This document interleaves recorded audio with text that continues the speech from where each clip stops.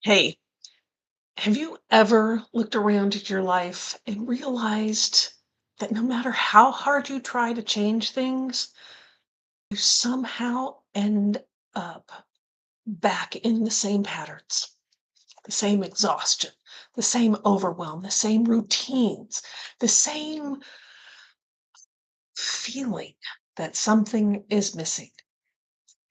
I think a lot of this happens because we're living on autopilot. Hey, I'm Amelia, and I am here to help you find your big dream and create the roadmap to achieve it. On this channel, we'll talk about all the things that come up as you are on this journey in this big dream adventure. The dreams, the milestones, the obstacles, or as I like to call them, the shift storms. Taking care of yourself more than just spa days and bubble baths, and celebrating all that you do to make it all happen. Today, we're going to be talking about creating authentic goals instead of just running on autopilot. I have some notes over here, so I'll be referencing them as we go along. Let's get into it. Autopilot. Autopilot feels safe. It's familiar, it's predictable, it's known.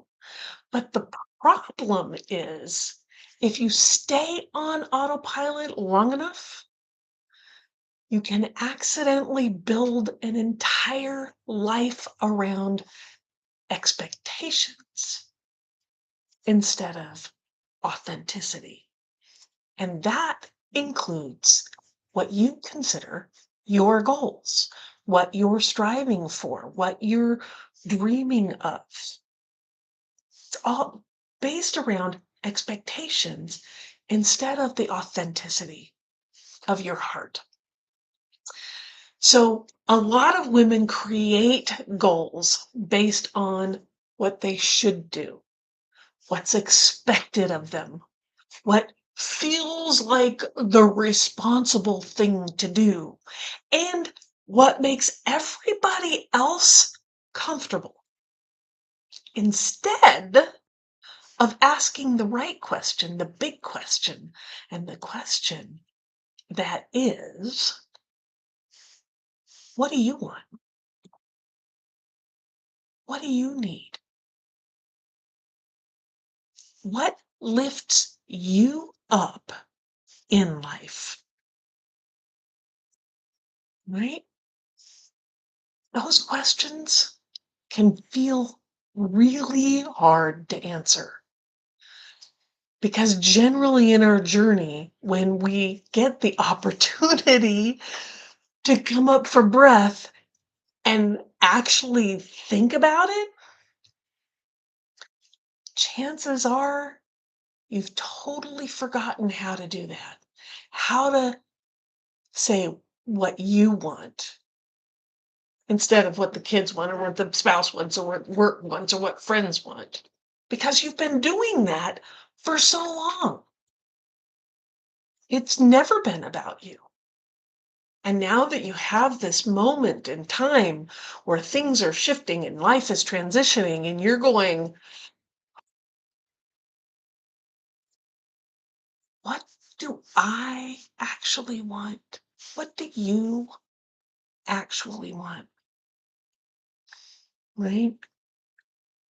Because you're used to taking care of everyone. You're used to being practical. You're used to being needed for somebody else and being responsible to make sure everything happens the way it's supposed to happen. And you stop checking in with yourself. And then you start to wonder, why are the goals that you're chasing feel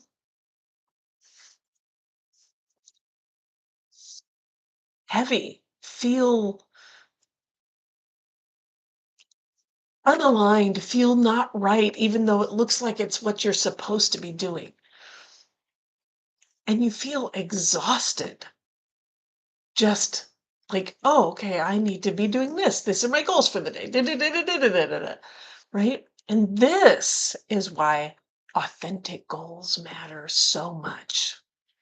Authentic goals and choosing yourself, creating these things for yourself, they don't just help you achieve more, they help you feel more alive because it's something that you want that is coming from within you.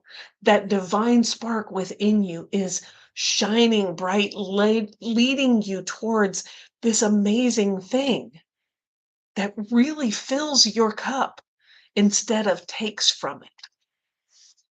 So the thing is that maybe your authentic goal isn't about doing more.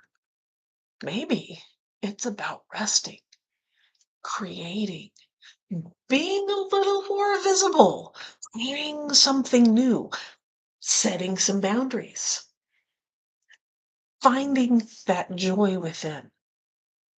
Right? That's the big dream, right? The beautiful thing is it doesn't happen all at once, right? You don't just go for the goal. You don't just jump there. It happens through little interruptions, small things that interrupt that autopilot. Oh, I need to go blah, blah, blah. No, wait a minute. Do I? Do I really need to do that? Is that really moving me towards what lights me up, is lighting me up inside, right? Is that really set well over here? So it's these small things that start to shift your world. And I learned a while ago that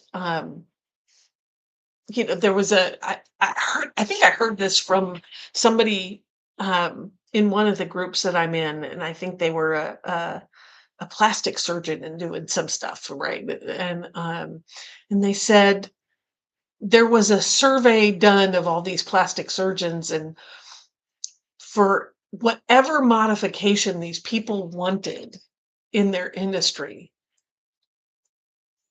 it was averaged out to a 2 millimeter change, just a 2 millimeter change.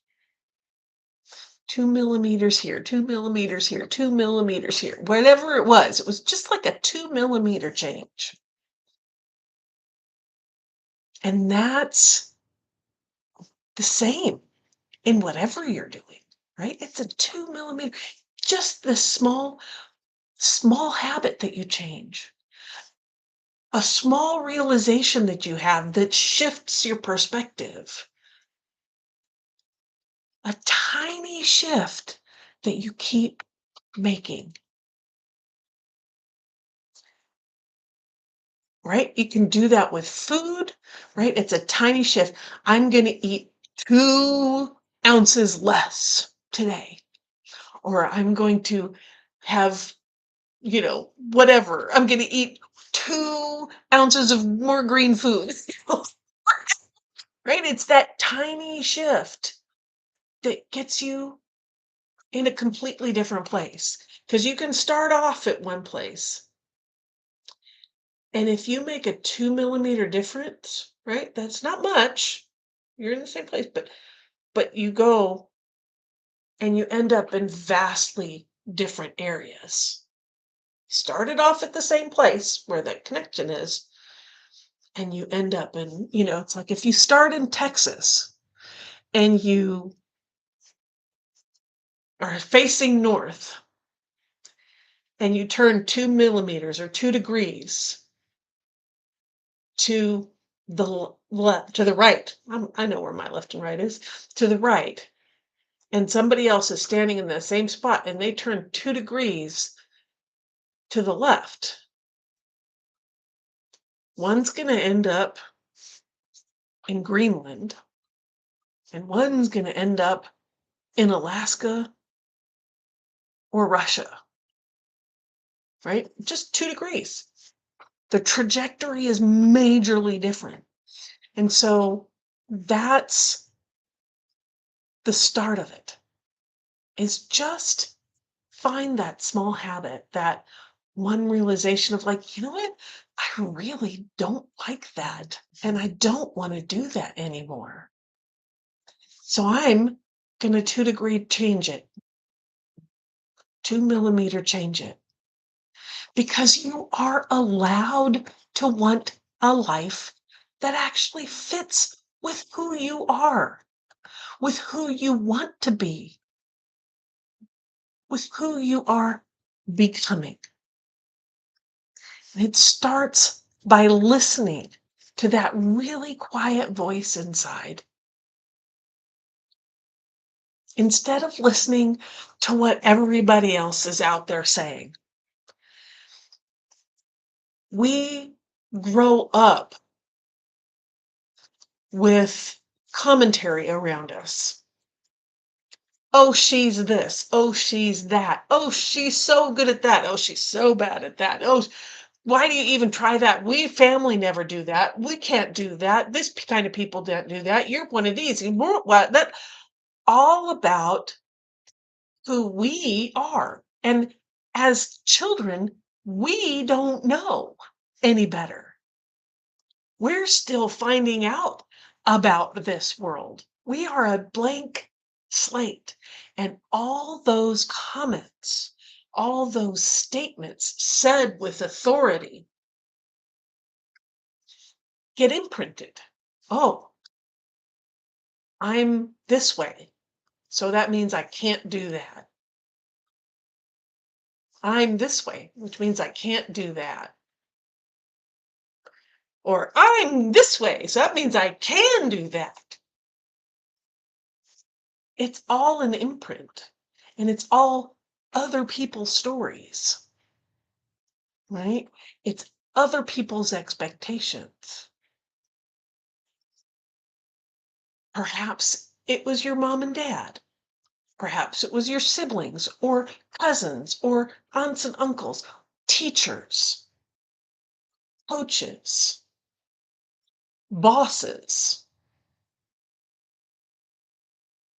that told you a story that you were a certain way.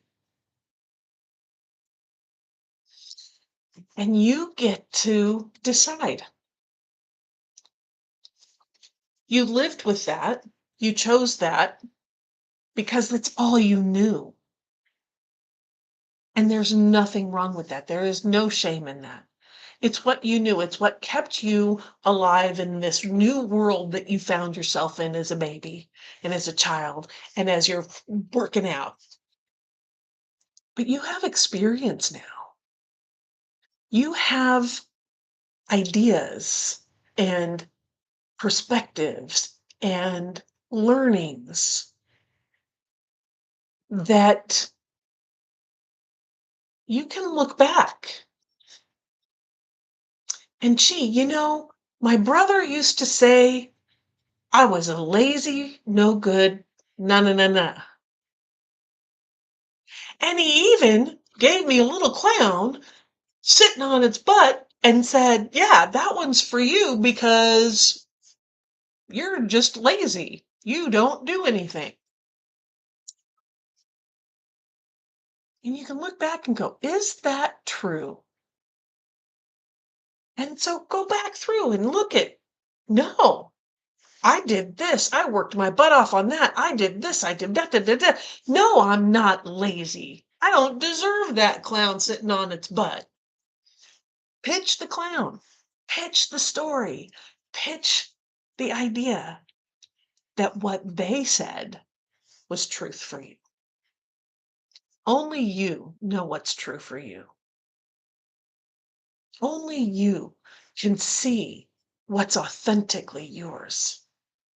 And it may be confused right now because of all this years of living in those stories and thinking that was truth. And why would your mom and dad lie to you? And why would your brothers and sisters lie to you? And why would the teachers lie to you?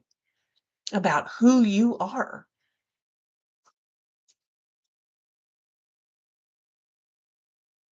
And the thing is, that is their perspective. That is their perception, colored by the stories they were told and the lies that were told to them about what was possible and what wasn't possible.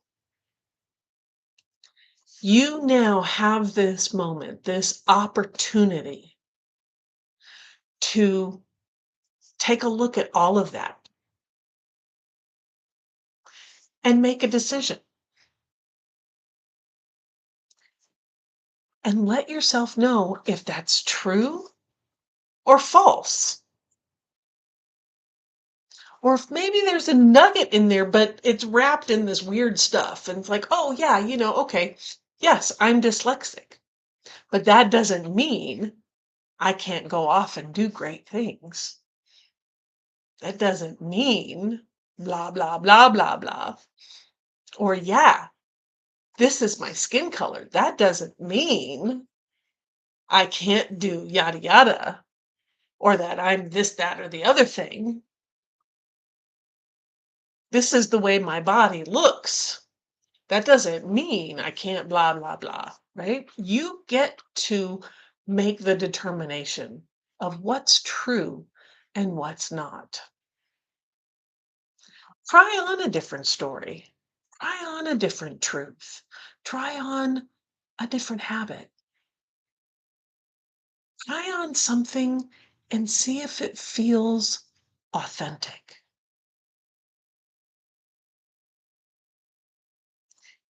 And you'll know if it feels authentic if you can relax. Just a teensy. If there's this sense of like, oh, if there's a sense of, what? Oh my gosh, that's amazing. The sense of excitement. And watch if that excitement keeps growing or if it starts to come inside and become anxious, like, oh my God, I don't think I could do that. And what that is it's what you really want to do. It's that authentic thing, but all those stories are coming back in on you. All those stories are coming back in and saying, "Oh no, you can't, you're not allowed." Ah. But there's excitement under there. There's a book called The Big Leap by Gay Hendricks, and in there he says that excitement or fear is excitement without breath. And if you've ever noticed, if you're excited about something, you're breathing, right? You're doing the thing. Woo, woo, woo. And then something happens and you go, you still have that energy, but and it gets tight and it gets solid and it becomes anxiety because of all the things that might happen. Step into the excitement, step into the authenticity of what's true for you. What kind of authentic goals do you think you could come up with? And if you feel a little of that, "Mm, mm," step into it a little. What is it that makes that excitement turn into anxiety? What's that story there?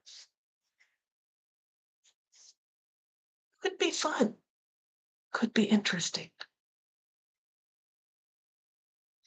could be that 2-degree turn, that shift that sloughs off what's no longer working for you and allows you to grow into the person you know you were meant to be, that you want to be, doing the things that you want to be doing, filled with a life where you wake up in the morning and go, Let's do this. I remember, I remember when that was not the case. When you wake up in the morning and you go, all right, another day. Let's do this. Do I have to do this? All right, let's do this. And those days are few and far between today for me. Today, it's a what? Let's do this. Yeah. Right? It's a yeah, okay. Or maybe on the days that are a little down, it's like, woof, there's that thing I got to get through. But I know by working through it, by moving through that hard thing, I'm going to get to the other side and it's going to be a party. It's going to be a party. It can happen. It can happen. So if you're in that place of feeling like you're on autopilot, feeling like you're just moving through the day, okay, let's do this. Chunk it a chunk it a chunk. Make the breakfast, go to work, take care of the kids, take care of the spouse, take care of the car, take care of the garden, take care of the dog, take care of the whatever, blah, blah, blah. If you feel like you're there, shift something. Make a little corner that's just you.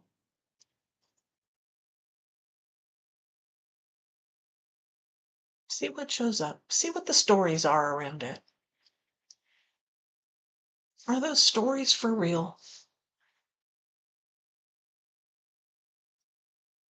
And if they're not, what can you release so that it's easier to go into that space of you authentically? What's a goal that comes out of that? What's a space, a milestone, a thing that you want to do, a habit you want to shift that feels like you? Maybe it's art. Maybe it's singing. Maybe it's an instrument. Maybe it's running. Maybe it's Tai Chi. Maybe it's science. Maybe it's math. I don't know. But you will. So if any of this resonated with you, I've written a blog that went out this morning, and the link is in the description below. See if there's anything there that might help. Okay? And if you want to continue on this journey, hit that like and subscribe button. And I'll come back every week and we'll have a discussion. And remember, your big dreams want you. That idea sitting within you came to you for a reason because you're the one to make it happen.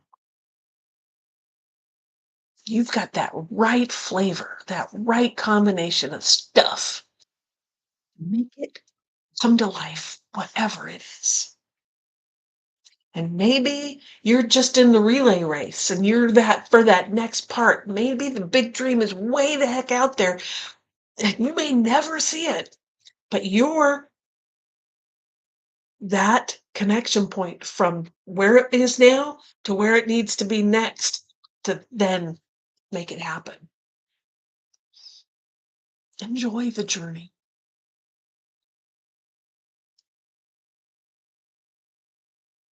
And remember to keep your eyes on the horizon, your hands on the wheel, and your foot on the gas, baby. Let's do this. I'll see you.